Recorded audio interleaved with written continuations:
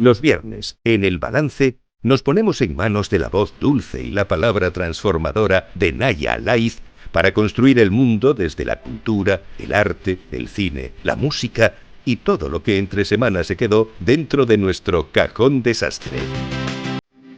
Naya Laiz, buenas noches. Buenas noches. Bueno, buenas tardes, ya no sé lo que decir porque... Si tú lo lanzas bien, yo sigo, sí, porque vale, yo no sé en sé. qué hora vivo. Como es de día todavía, ahora ya es de día a las 8 a estas horas, pues ya me lío con buenas noches, buenas tardes. En cualquier caso, encantado de tenerte aquí. Un placer, claro como que sí. siempre. Pedazo de programa que tenemos hoy. Bueno, tenemos un programa muy de cine hoy, Muy que de ya cine. sabes que vamos intercalando cine, Teatro, teatro, literatura, sí, sí. Música nos está faltando un poquito. Sí, tenemos Hay que hacer algo. mira, sí, me acaba tenemos de que caer, hacer... hemos hecho artes plásticas, tenemos absolutamente de todo. Entonces, música nos falta, sí. Tenemos que tener a alguien que nos cante además. Hoy sí, Claro. vamos a pensarlo. Vamos a pensarlo, sí. pero hoy vamos a centrarnos en el cine Vale. que tenemos aquí. Bueno, yo no sé cómo describirlo. Te llamo directamente. Tenemos a Juanjo Castro. Bienvenido. Muchas gracias. Hola, Juanjo, muy buenas. Muy buenas. Un cineasta de pura cepa. Es que, Juanjo, eres un creador, yo conozco tu obra muy desde los inicios y desde hace bastante tiempo. Muchos años. Hemos compartido momentos también Sí. y siempre trabajas para mí con un rigor, con una verdad, con una honestidad y con un compromiso y una manera tan artesana de hacer las cosas que es apabullante. No hay otra palabra. Lo de este hombre es apabullante. Luego hablaremos de la artesanía, ¿vale? Que sé que implica muchas otras cosas y precariedades y batallitas que quiero que saquemos también. Pero hace poco, Juanjo, has tenido un gran hit, no sé si buscado o a tu pesar. Ya, porque seguramente muchos oyentes dirán, ese nombre me suena. Eso es, ahí vamos, al mega hit que es tu último documental sobre las residencias que se acaba de emitir en Televisión Española, 7.291. Tenía aquí otra fecha y me he equivocado con la fecha. Pedazo de título, pedazo de número y pedazo de obra. Cuéntanos un poquito cómo ha nacido. Bueno, la verdad que muy sorprendido porque yo no buscaba... Bueno, tú siempre buscas que tus películas tengan muchísimo éxito, ¿no? Obvio. Y lógicamente, ¿no? Pero nunca... No esperaba que este proyecto fuera tal. Me he encontrado, ya estoy mal acostumbrado a ver, si veo una sala medio vacía o medio llena, según se mire ya digo, esto es un fracaso, ¿no? Entonces es que he llenado tantas veces las salas porque ahora está la costumbre de hacer el coloquio y de presentar, ¿no? Entonces con lo cual me he chupado un montón de proyecciones y es una pasada total, ¿no? Bueno, yo recuerdo como dos sentimientos. Uno, el agradecimiento de los afectados, porque después, claro, te piden, ¿no?, un abrazo, claro, o un choque de manos o un beso, y después el hecho de ver una sala llena y tú enfrente ahí dices, esto no puede ser, esto es increíble, es un sueño cumplido, ¿no? Y repetirse muchas veces. Y bueno, la idea del documental surgió porque leí el libro de Alberto Reyero, el que fuera consejero de Políticas Sociales durante la pandemia, y no daba crédito a lo que estaba leyendo. Dije, esto no puede ser verdad, esto igual que no lo sé yo, no lo sabe muchísima gente. Y dije, bueno, pues vamos a hacer un documental. Bueno, más o menos me ha presentado Naya. Yo siempre digo, soy un cineasta independiente, es la independencia que te da no tener dinero, ¿no? Entonces hago estos proyectos casi a coste mínimo, ¿no? Con lo que yo pueda conseguir y hacer, ¿no? Por mi propia cuenta. Entonces, pues dije, bueno, pues me meto en esta historia, porque creo que había que contarla, igual que el libro lo escribió Alberto Reyero, pues había que hacer un documental sobre esto, porque no es ya solo ya los fallecidos, sino es también cómo la sociedad está tratando a nuestros mayores, ¿no? En las residencias, digamos, ¿no? Entonces, pues también me sirvió a mí como un conocimiento de una situación que yo reconozco que desconocía previamente, ¿no? ¿Desconocías la vida en las residencias? O sea, ¿te refieres a algo más amplio o justo el caso o lo que ocurrió ahí durante pandemia? Descubrí dos cosas. Una, lo que sucedió, porque el documental no se centra en la pandemia en general, se centra en la primera ola, en la Comunidad de Madrid, porque ahí hubo como un 20% de las personas que vivían en residencia murieron entre marzo y abril. O sea, 1 de cada 5 murieron en las residencias. Eso descubrí porque yo pensé que era otra cosa, la situación había sido otra. Y después, claro, a medida que vas haciendo el documental y documentándote, te das cuenta también de la situación de las residencias, ¿no? Entonces, claro, las residencias, yo creo que tenemos que variar el modelo de residencias que hay actualmente. Yo no sé cuál es el que tiene que ser, pero nuestros mayores no se merecen eso. Dice bien poco de nuestra sociedad estas residencias que tenemos, porque el perfil, no por nada, es decir, nosotros tenemos un perfil de las personas que van a las residencias, que viven en residencias, que es distinto a las residencias que están. O sea, las condiciones que hay en estas residencias es para otro perfil de personas. Entonces, la mayoría de las personas que viven en residencias tienen un montón de enfermedades crónicas, toman un montón de medicamentos, tienen problemas de movilidad, tienen problemas cognitivos. Y las residencias, el equipamiento que hay y tanto de personal que hay, no es suficiente para ese tipo de personas. Si fueran unas personas dependientes, o sea, independientes, mejor dicho, sin problemas, digamos, o sea, que tuvieran pocas enfermedades crónicas, pues sí valdrían estas residencias, pero es que las residencias que tenemos actualmente no son válidas. No están lo suficientemente medicalizadas. Claro, eso es, a eso te referías con el perfil, ¿no? De gente que vive ahí, una residencia como un espacio para la convivencia, pues de gente que igual necesita más compañía o otros servicios más cerca o más accesibles, pero no necesariamente tengan que ser tan dependientes. Claro, ese son los problemas. Entonces lo fui descubriendo. Entonces, bueno, en el documental intento un poco explicarlo al principio para poner un poco en contexto la situación de las residencias en las que vivimos. Porque, claro, yo fui descubriendo, pues, por ejemplo, descubro que en la Comunidad Autónoma de Madrid, en el 2020 el 85-90% de las residencias son privadas, ¿no? Yo no estoy, y bueno, también esto lo he ido descubriendo que en el resto de España pasa igual, esto no es un tema de Madrid, de la Comunidad Autónoma de Madrid. Entonces, claro, yo no estoy en contra de lo privado. Si alguien se quiere pagar una residencia privada, yo no estoy en libertad. Este es un país libre y si uno que lo quiere pagar, lo paga. O sea, no. Pero claro, yo creo que es un sector tan sensible que debería ser al revés, ¿no? Que digamos, debería haber sido más público. Entonces, claro, ahí también tenemos un problema. ¿Por qué? Porque después hay un problema con los ratios de personal, la cantidad de personal de trato directo con las personas que residen. Y después hay un hecho fundamental, que yo caí al hacer el documental. La persona que vive en una residencia es su casa, no está ahí de paso, es su casa, ahí tiene sus cosas y ya de repente le meten en una habitación con otra persona. ¿Tú te imaginas que te meten en una habitación con un desconocido o una desconocida? Pues ¿qué dirías? Pues dirías, oye, esto no es mi casa. Mira, se está poniendo de moda ahora el sleep divorce, que se llama, de dormir separados. No pongas esa cara, no pasa nada. Pero es que a veces, lo cuento así como broma y como chascarrillo, pero es que viene un poco al caso. Nos ponemos todos muy modernos y yo no estoy en contra de esa idea, de parejas, matrimonios que viven o conviven en la misma casa y duermen en camas separadas o habitaciones separadas, o directamente viven separados durante toda su relación. Me parece fantástico y cada uno en su cama y cada uno que descanse. Pues imagínate tener 90 y que te pongan ahí a alguien. No has aguantado ni a tu marido. Y aguantas ahí. Vamos a ver, se habla mucho en el documental, no tú, porque hay algo muy fino ahí que quiero destacar y agradecerte, además, que no se nota tanto tu mano sobre el asunto o tu mirada sobre el asunto, sino que en ese sentido es un documental amplio, limpio, que expone los temas y que los hechos y que para mí, bueno, pues es como tendría que ser, y aún así, claro que aporta un punto de vista, es que cómo no hacerse cargo. Pero se dice mucho, y muchos de los que intervienen, que acusan a la Comunidad de Madrid también de negligencia en este sentido y de no medicalizar residencias a tiempo, que es un sesgo discriminatorio hacia un tipo de personas por ser como son y vivir donde viven. ¿Has sacado alguna conclusión? ¿Crees que esto es así? Claro, es que una de las diferencias que hay en la Comunidad de Madrid durante la pandemia y en esa primera ola es que hubo unos protocolos de no derivación, es decir, unos protocolos que significaban que directamente discriminaban un sector de la sociedad. Los protocolos... Tú puedes hacer, hay un montón de protocolos médicos, de todo tipo, ¿no? Pero siempre tiene que haber al final una persona, un médico que decida si esa persona tiene que ir a un hospital o no.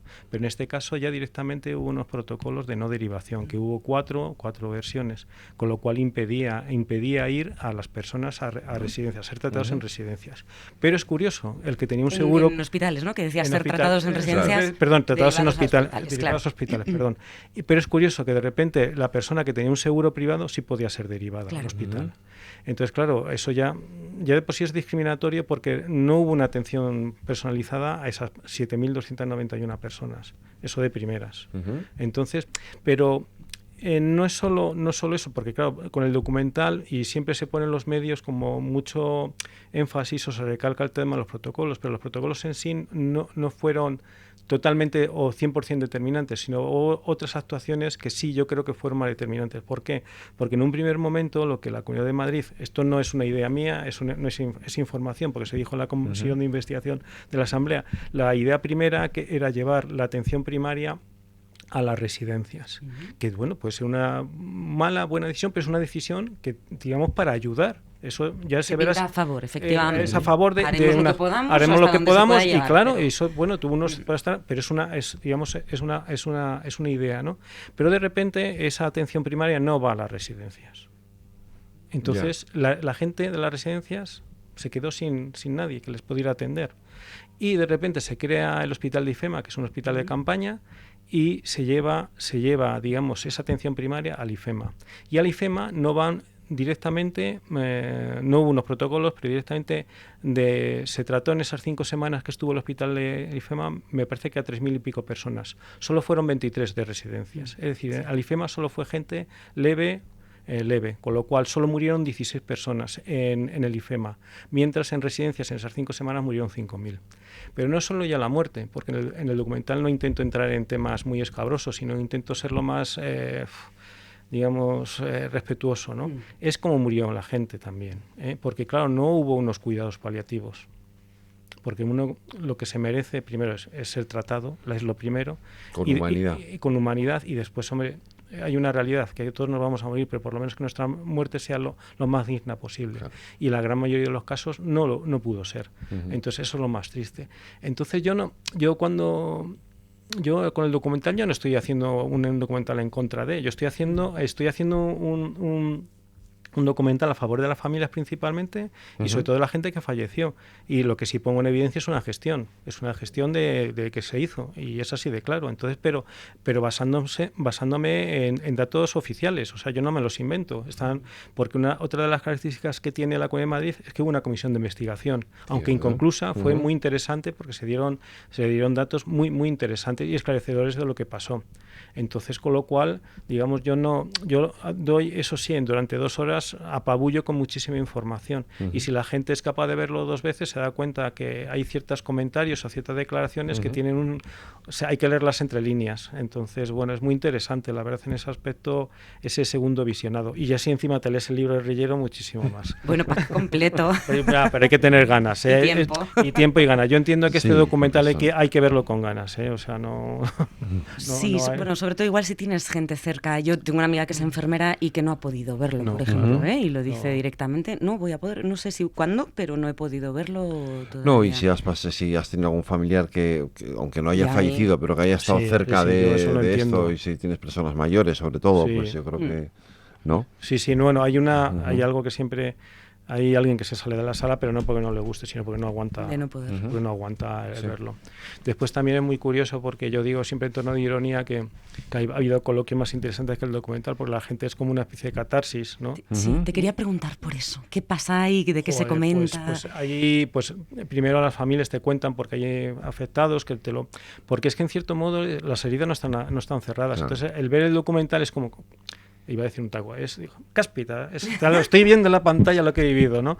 Y después también trabajadores, trabajadoras, porque también incido en eso en el documental, que es un sector, digamos, discriminado porque la mayoría de los trabajadores son trabajadoras, son mujeres y con unos salarios muchísimo más bajos, ¿no? O sea, con lo cual, pues están bastante mal. Entonces, trabajadores que te encuentran unas historias...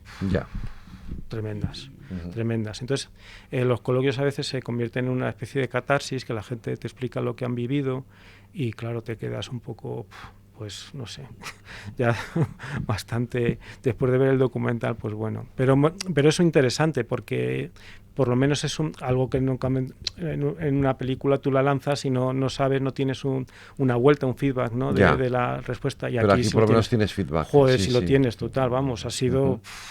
Yo no hacía falta, a veces en ciertos coloquios ni casi ni he hablado, o sea, porque estaba ahí de moderando más que otra cosa, porque la gente se explayaba contando sus experiencias. Qué bonito, por crear ese espacio, enhorabuena, qué bonito ese encuentro. ¿Cómo están las familias a día de hoy? Porque el documental, perdóname, ¿cuánto tiempo tiene en realidad? ¿Se ha estrenado hace poquito? Se estrenó, se estrenó el 13 de noviembre.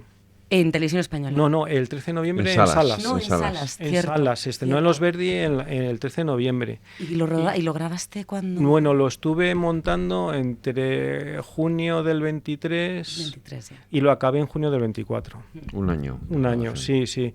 Claro, es que, al principio no sabía muy bien cómo montarlo, porque, o sea, qué hacer, porque, claro, es un tema muy delicado, ¿no? Sí. Sabía que los palos me iban a llegar, hiciera lo que hiciera. Entonces ahí fue un momento un poco de crisis, es la primera crisis, ¿no?, que tuve, ¿no? Es decir, ¿cómo lo hago?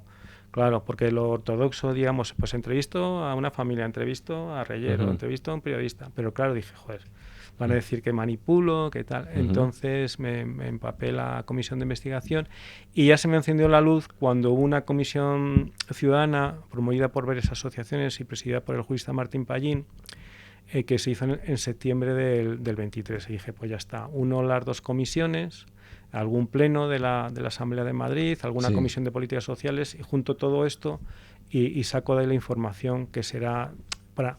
Vamos a ver, siempre cuando haces algo...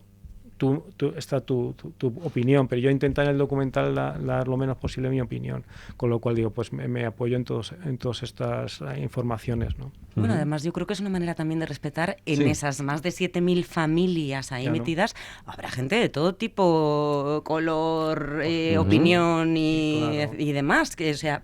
También hay que ponerse muy quirúrgico en eso y decir, tiene que ser para absolutamente todo el mundo.